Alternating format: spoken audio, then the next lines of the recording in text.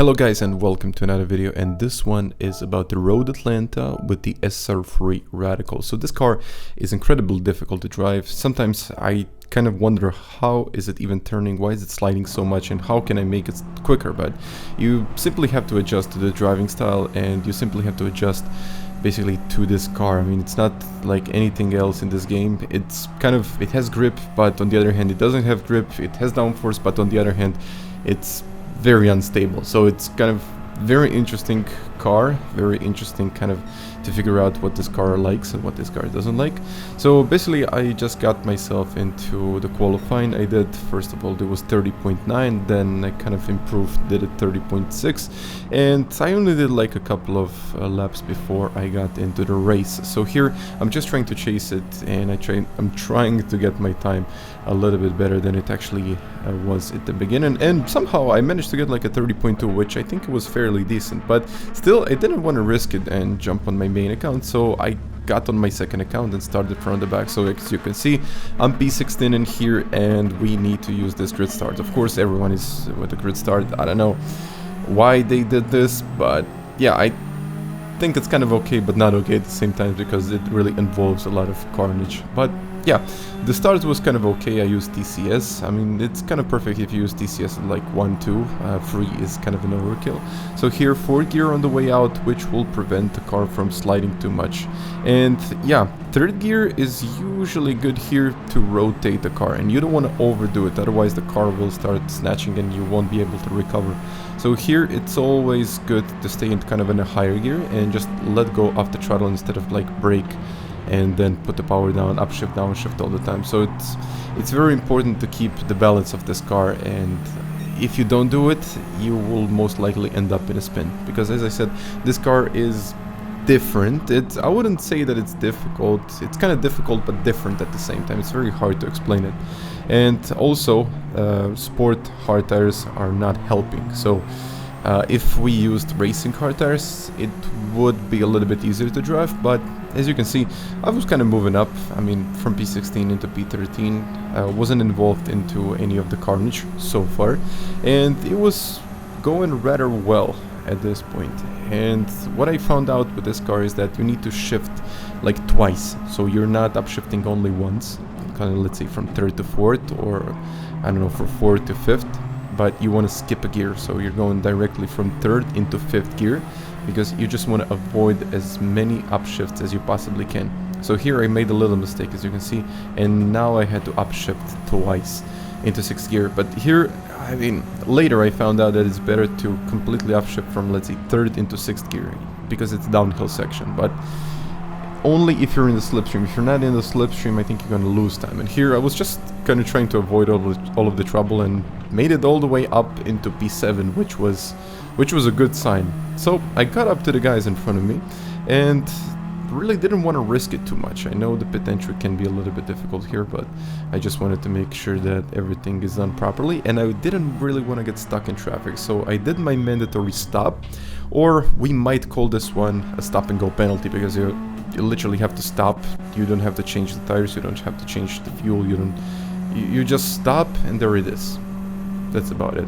And I think Jack here let me go, because he probably realized that I was a little bit quicker at this point, so I do appreciate it, although you don't have to do this, but I do appreciate if someone lets me pass, so we don't lose much time.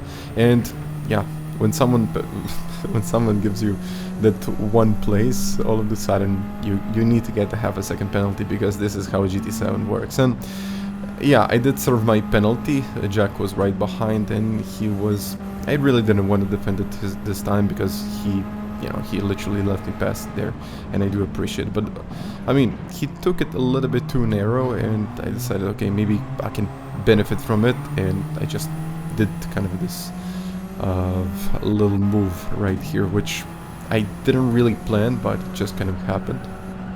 And all of a sudden we are into lap 8, and I'm just trying to stay on the track for a little bit longer and don't make a mistake, because this is like the crucial point of this race. Because I mean, the first couple of laps are okay.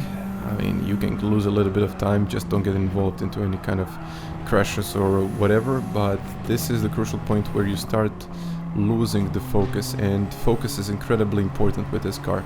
And you can see when you lose focus, you can literally lose like half a second to a second in one turn.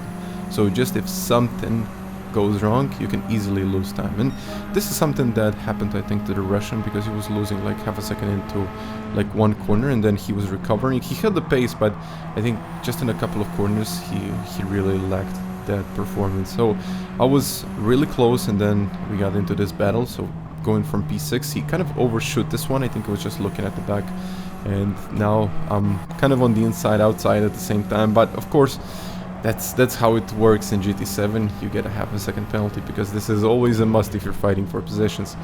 And this one, I don't know how to explain it, but it's one of those corners where if you don't cut it, you will lose a lot of time, but if you cut it, you're risking of, let's say, spinning out or just getting a penalty. So it's difficult to judge that one. And of course, with a half a second penalty on the way, I'm pretty much gonna be losing that even 7th place. So instead of gaining 1 place, I will be losing like 1. So I mean, I kind of decided, okay, this is what it is from now on. I mean, I'll try to recover later. But now Jack did something very interesting, because he might thought that we maybe have a shot of going for P6, and he gave me that little push. I do appreciate it, although I had a bit of damage on the back. Maybe it was like a too hard of a push, but I mean, he did a good thing, I guess, for me. And I mean, I do appreciate it. Very kind things going on here. And yeah, I was still in this fight for P6. And you know, it's lap 12, you're not really expecting much. By the end of this lap, I kind of figure out that, okay, maybe I can do something, but I just don't want to push it too hard, otherwise we both might lose a place. And this 6th gear and even 5th gear are going to give you a lot of performance boost in the slipstream, especially now on the straight. And here it was kind of very interesting, because I didn't want to crash into him. I don't think he wanted to crash into me, and this car is very, very unstable. And I thought I was going to get a penalty here, but luckily I didn't somehow. I mean, I don't know how I didn't, but yeah, track limits on this track can be quite difficult to understand. And we were actually really hard fighting for this. Let's say this is P4 at the moment, but the guy in front of us didn't really pit, so this is gonna be 1 place up. And I just tried to keep it cool. I mean, didn't really want to make a mistake, or just didn't want to crash into something. And I knew that if I double upshift into this one and he doesn't, I might get a better traction and might get a little bit better acceleration in the end. So it's 4th gear. I don't think he really did this one in 3rd and then upshift into the 4th, and now 4th into 6th. You can see how much time am I getting. So it's quite incredible. If you upshift into 5th, you're gonna just lose a lot of time. But this is, I don't know how to explain it, but it's just like 2/10, maybe even more. And then just covering down the inside, but I thought, okay, he's not gonna go for it. He went for it in the end, but somehow I was able to keep my place, and with the 3rd gear I kind of saved the car from losing control and eventually losing that 1 place. And eventually it was P4, and when I crossed the finish line it was P3, because as I said before, one guy didn't pit, so he didn't serve his mandatory stop and go penalty, as I say, but it's a mandatory stop and you have to do it. So I had a count of, let's say, 25 minutes to 30 minutes to do a proper lap, so that's exactly what I did, and that's why I'm making this guide.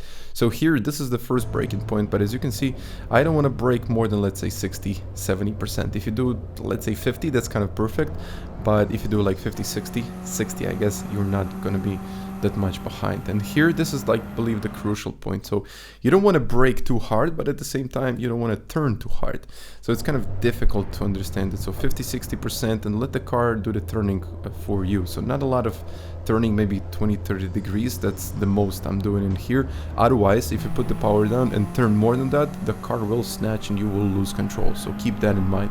So something like that. Even here you can see I'm cutting this track quite a lot, and this is where I'm putting the power down. Well, actually, kind of power and braking at the same time. You can see that I'm kind of trying to trail brake into this one, but also if you lose control of the car, you can stabilize it with a little bit of power. So that's what happens in here. So if the car starts losing control, you can put it a little bit of power down and you can stabilize that back end, and do not upshift or downshift before it's really the time to do it. I mean, you will eventually see it here, and you can, I would say you need to really be careful with the downshifts, especially in these tight turns, because if you downshift too quickly, the car will eventually start losing control, and this might be one of those things where you're just losing control and there is no recovery. Here, I would say in the middle of the corner, you brake, but you downshift very soon because you need to get the rotation of the car, and upshift before you start putting the power down. I tried to explain it in this one, but it's very difficult with a car like this because every time it's something different. Every time the car is gonna act differently. And this one is crucial, 4th to 6th gear. So don't go from 4th into 5th and then 5th into 6th. You need to upshift straight into 6th gear and just do a double upshift and it's going to work. Here, a little bit before the 200, and this is where I put the brakes down, so not too much. And you will see that as I start turning in, I just want to let the car go. So basically I get off the brakes, 3rd gear, and now I'm focusing on the throttle, because if you stay on the brakes, the car will understeer. So you have to let go of the car and you have to trust the car. So the car is capable of doing something like that. So trust it, let go of the brakes, and the car will turn. And just to get the perfect amount of acceleration, I left this car in 4th gear, although 5th might have actually been better. So I might try that out. But it was a 594, which was a fairly decent lap time. So I was on my main account now, and I started in P2. I don't think I really had the best possible start. So 1st gear, TCS at 1, but you have to upshift into 3rd gear immediately. I did 2nd and then 3rd, and you can see I'm starting to lose a bit of time on the guy in 3rd place, which could have got me into the not very good position, because this is like the outside of turn 1, and if you get a little bump, you're not in good position. But Manu in front of me, he was much quicker than me at this point. I think he just had more confidence into the car. After like 2 races, I honestly didn't really had that much confidence. Okay, the car was looking good, everything was looking pretty decent, but I wasn't really aware of the track limits on this one. I was just trying to keep up the pace, and just about 6 laps later, we were still under 1 second. So the gap was under 1 second, and of course, as me being me, of course I had to get a penalty, and after just 10 laps the gap was like 3.7, even 4 seconds at this point, and I knew that this was pretty much game over. I kind of got myself like I would say like 3 or 4 half-a-second penalties, and that was pretty much it. I mean, you're not recovering from that. Also, I did a couple of other mistakes, and in the end it was a 2nd place, but I mean, it was looking pretty good. I mean, I was starting to trust the car a little bit more, and this was my next race, but this is the same type of racing that I did in my first race. So it was basically starting from the back and just trying to do something. So here P12, and by the way, this is my 2nd account, and all of a sudden I got like 3-4 positions. I didn't think that was going to be such a good start, but apparently it was.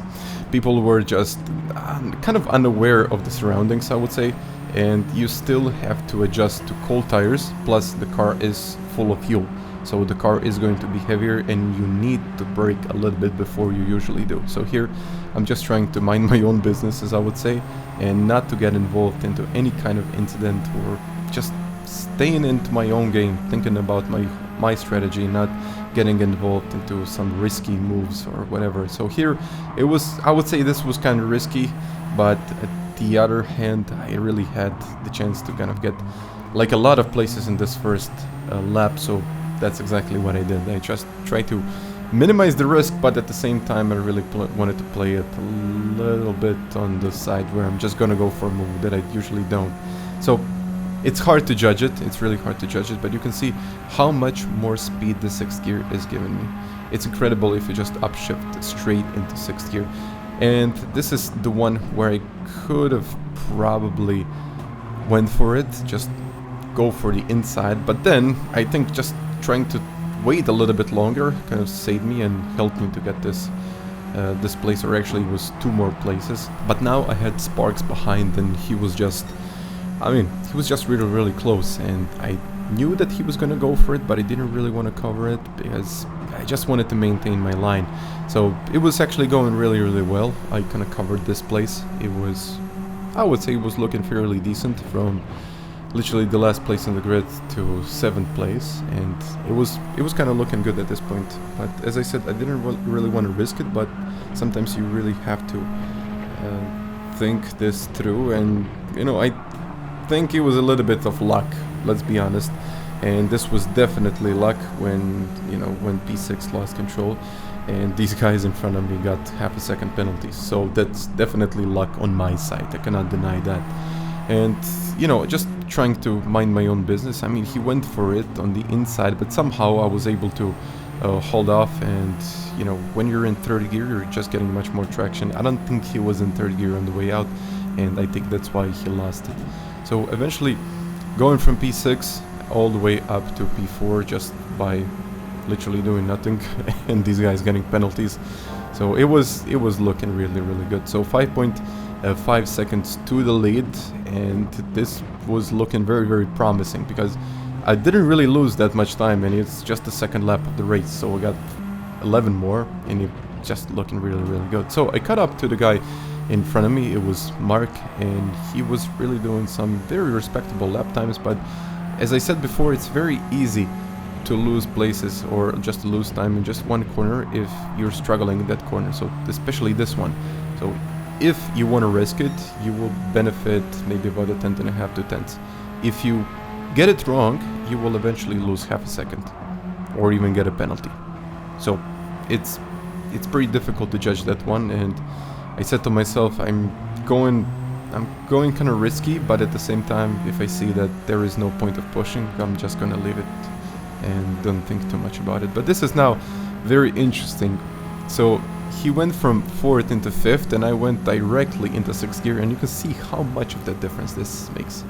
Like, it's just incredible. So guys, if you're watching this, if you're just doing this race, straight from 4th into 6th gear will, I think it's gonna help you a lot.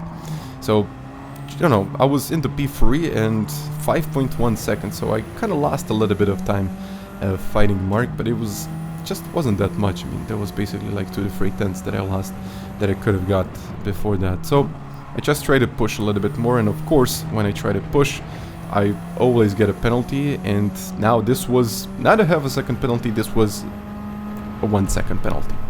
And you know, when you get a 1 second penalty on this track with this car, and the penalty zone being where the penalty zone is on this one, you're basically not losing 1 second, you're losing in a 1.5 seconds, maybe even 2 seconds on the straight. And you can see how easy it was for him to make a pass. So 5 out of 13, we are not even halfway there, so there is still some hope that I can catch P2. Not much hope, but you know, the hope still exists. And Mark did a little mistake right here. I upshifted quickly into 5th gear here, and you can see once again how much more speed I'm getting. And slipstream plus an additional upshift made this move very easy. I mean, not very easy because he still covered down the inside, and he did very smart move here. This was very smart from him, but unfortunately he did kind of overshot this one because it's very hard to judge it. I mean, this is a blind corner and very hard to judge it, and I took the benefit of that and eventually took this place and into P3. So it was 7 out of 13. You know, I think at this point I kind of realized that P1 is a little bit out of hand here and I might not get it. But in the next one, I got the best lap of the race, which was, you know, at this point it was actually looking pretty good. And P2, because the other guys pitted, and I'm just trying to figure out if I'm going to stay in that P2 or if I'm just going to lose a place or two more. And it was very close. I mean, Sparks was right about there. I mean, he couldn't have been more closer. I mean, he could have, but he probably would have crashed into me. So dirty air is kind of tricky in here, especially in this middle section. You don't get too much of it, but if you're just behind someone, if you don't judge the corner really well, you might lose it and you might go over the track limits and get that penalty. So I think it's not really about the speed that you're getting out of the turns, it's about how you judge the corner, and eventually if you go over the track limits, especially in that corner that I was talking about. And now it was very crucial. I mean, this was if I'm gonna get it or not get it, and this was, in my opinion, one of the best one of the best exits that I had in this corner so far. So I went over the curb, third gear on the way out, the car didn't slide, I didn't get too much wheel spin, and it was just about perfect. And I think this is pretty much what got me this P3, and you know, which kind of put him out of contention, out of getting P3. And I didn't even really want to cover this inside because he was really too far away, and I know he's just not gonna go for it, he's too far away. And third gear once again on the way out, and P3, which looked very good in this one. Fourth gear just to maximize that speed on the way out because it's literally the last lap. And I figured out now that the guy who was in P2 didn't go into the pits, and now I got promoted into P2, which was kind of unbelievable when you think about all the things that happened, all the penalties that I got. And eventually I think this was kind of a learning curve for me, and this is something that I will do more in the future. So guys, I really hope that you enjoyed this one. It's a little bit of a longer video, so let me know what you think about that. But if you enjoyed, hit the like button. You might even want to subscribe. So guys, until the next time, bye.